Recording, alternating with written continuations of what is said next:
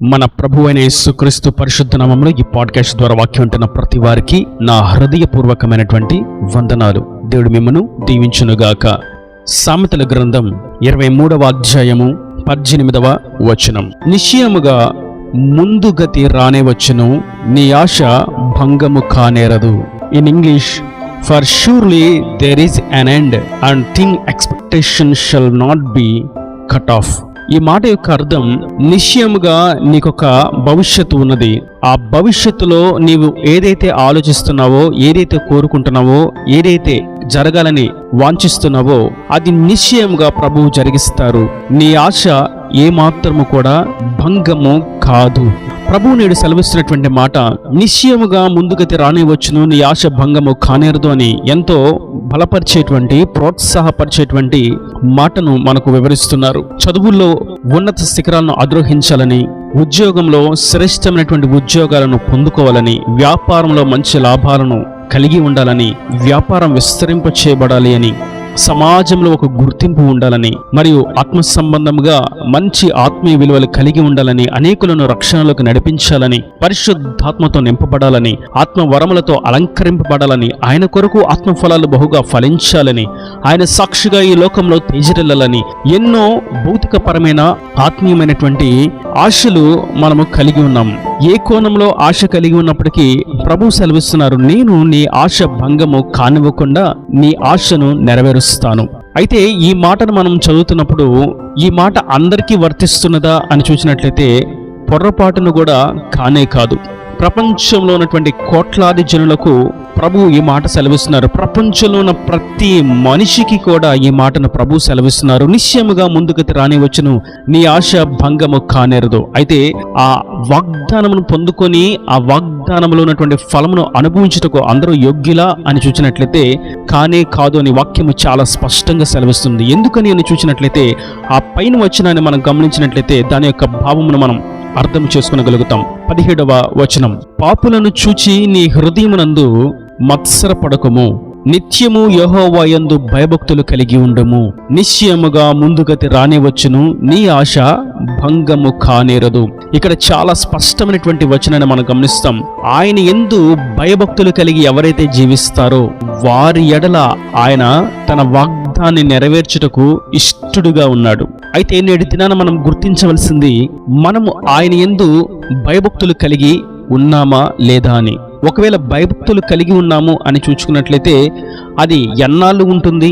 అనుకున్నది జరిగినప్పుడు, కోరుకున్నది కనరానప్పుడు వ్యత్యాసంగాను వేరువేరుగాను ఉంటూ ఉన్నదా? లేదంటే వాక్యము సెలవిస్తున్నట్లుగా నిత్యము యెహోవా యందు భయభక్తులు కలిగి ఉంటున్నామా? పరిశుద్ధాత్ముడు నేటి తాటగా సెలవిస్తున్నారు, మీరు నిత్యము యెహోవా యందు భయభక్తులు కలిగి ఉన్నట్లయితే నిశ్చయముగా రాబో కాలంలో నీ యొక్క జీవితం, భవిష్యత్తులో నీ ఆశలన్నీ నెరవేర్చబడి సంతోషముగా సమృద్ధిని అనుభవించి సాక్షిగా జీవించగలుగుతావని, మనము ఆయన వాక్యం ఎదుట నిలబడగలిగిన వారముగా ఆయన యందు నిత్యము భయభక్తులు కలిగి ఉన్నటకు నిశ్చయించుకొని, తీర్మానించుకొని ఆయనతో మనం సహవాసం చేసినట్లయితే, ఆయన సన్నిధిని మనం ప్రణమిల్లినట్లయితే నిశ్చయంగా ఆయన మన ఆశను తీర్చువాడుగా మనకు ప్రత్యక్షమయ్యాడు. మరియు ఇదే గ్రంథంలో 24వ అధ్యాయము 13-14 వచనాల్లో మరొక విషయాన్ని మనం గమనిస్తాం. నా కుమారుడా, తేనె త్రాగుము, అది రుచిగలది గదా. తేనె పట్టు తినుము, అది నీ నాలుకకు తీపియే గదా.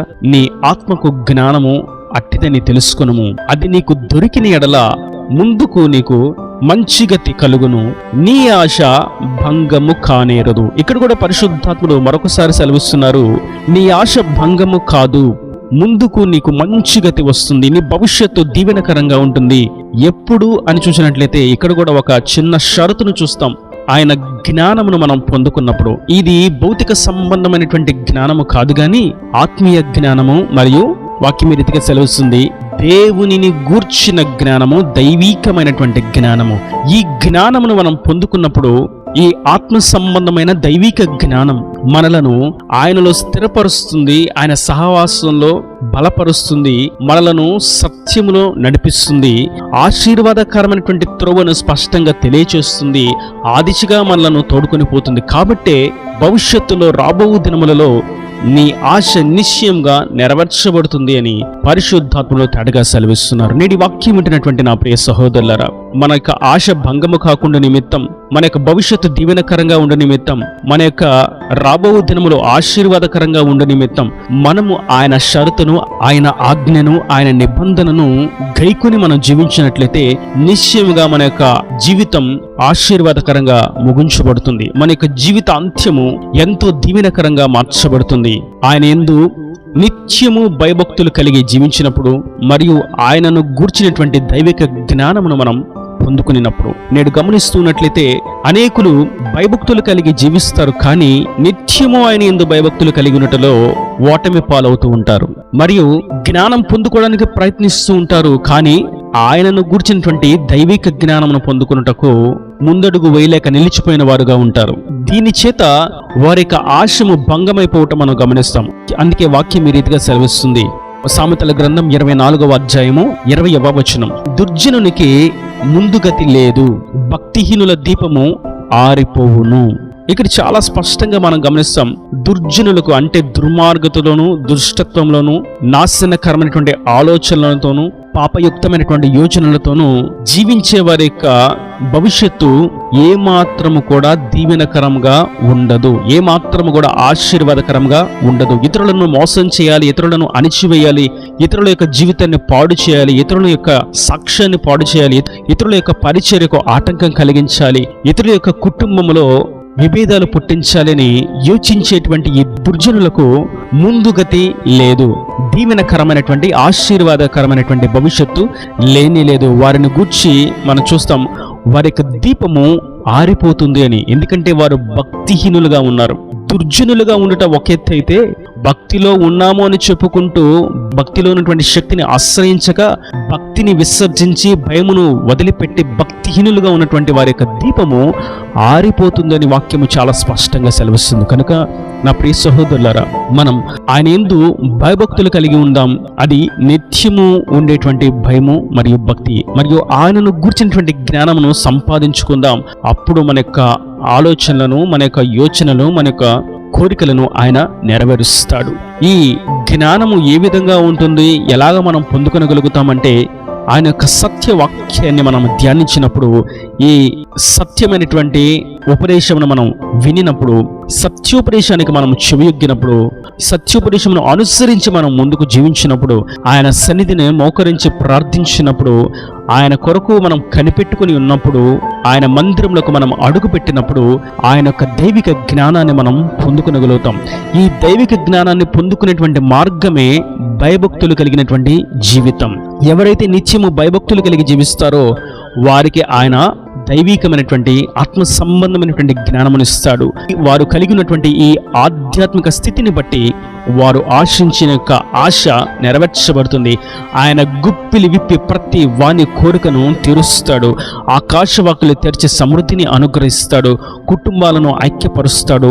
చదువులలో శ్రేష్టమైనటువంటి జ్ఞానమును అనుగ్రహిస్తాడు. ఉద్యోగంలో విశేషమైనటువంటి కృపతో నిపుణతను అనుగ్రహించి నిలబెడతాడు. వ్యాపారంలో ఆయన కరుణ హస్తమును తోడుగా ఉంచి విస్తరింపచేస్తాడు. ఆధ్యాత్మికంగా పాపాన్ని జయించే శక్తి చేత, లోకమును జయించేటువంటి శక్తి చేత, అపవాదిని అనగదొక్కేటువంటి ఆత్మీయ అధికారము చేత ముందుకు నడిపిస్తాడు. మన యొక్క ప్రతి ఆశను నెరవేర్చి ఆయన సాక్షిగా ప్రజ్వలింపచేస్తాడు. ఈయన దేవుని మాట ప్రతి వాని హృదయంలో నిరకటి ఫలింపు చేయనుగాక. ఆమేన్. God bless you. తలల వంచి కన్నులు మూసినట్లయితే మీ కొరకు చిన్న ప్రార్థన.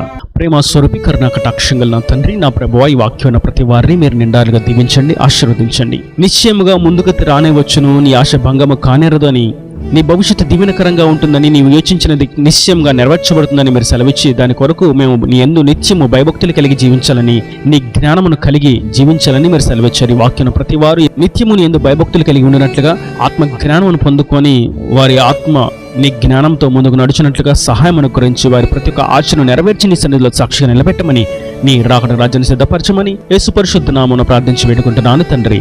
ఆమేన్. ఆమేన్.